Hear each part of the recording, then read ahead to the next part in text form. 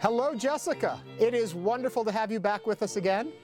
Oh, thank you. It's such a pleasure to be back on the show. And you've done it again. Another beautiful book about Downton Abbey. This time, Downton Abbey, a celebration. I'm interested in the structure of this book. How did you decide to lay this one out? Well, the thing is, we had to think about it because this is my fifth Downton Abbey book, so we had to produce something that was new, and I'm really pleased because we really have. It's different to all of the others.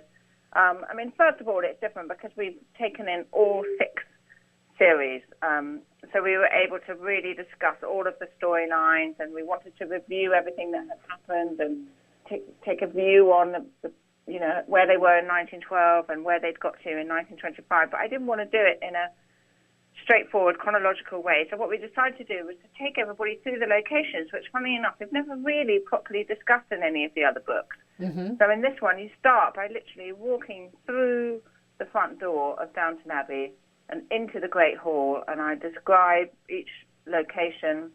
And, of course, everything has got gorgeous photographs with it as well of each room. But we can say all of the main scenes that happened in that room. So, we remember that the Great Hall was one of the very first rooms that we saw with Thomas crossing it and Daisy coming in and feeling very awed by it. And then the Great Hall was also where Matthew Crawley and his mother Isabel came in and met everybody for the very first time.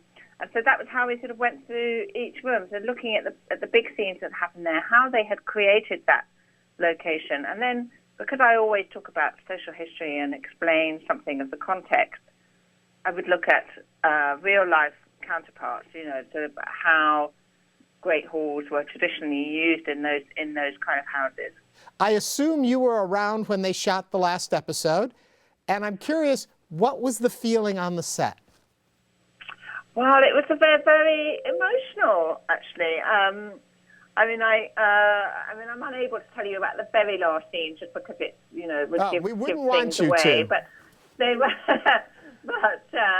everybody felt very strange because they'd spent such a long time together, 6 years, and they'd been through so much because they'd all arrived on this TV show thinking they hoped it would do well, but none of them were big stars.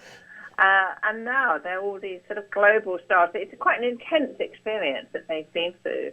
And they're genuinely good friends. I mean, what is extraordinary, it's such a large ensemble cast, you would think there might be a couple of people in the room that you couldn't, that you'd have to watch out for because they were always having a fight or something. And I long for those stories because they're more interesting, but it just doesn't happen. They're all getting on, and they're still very close, still very much in touch. So it did begin to feel very, very emotional towards the end. It was sad. There were a lot of tears. The book that you have out now has everything in it except the very last episode. Will the book be updated for the last episode, or are we just going to have to know?